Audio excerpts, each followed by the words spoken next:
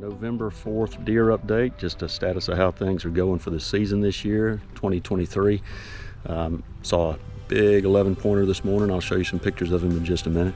All around, he was around the salt block and using this, just use this molasses, pour it right on the salt block. I'll show you that in just a minute. Take your molasses and pour it all over the top of the salt block.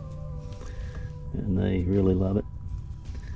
I'll also throw out a little corn around it, obviously, just to get them up to it, but it's doing a great job. I'll also show you deer starting to, there's a huge scrape right over here. I won't get too close, but they are tearing it up right in here.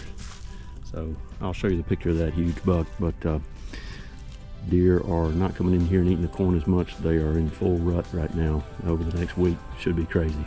Middle Georgia.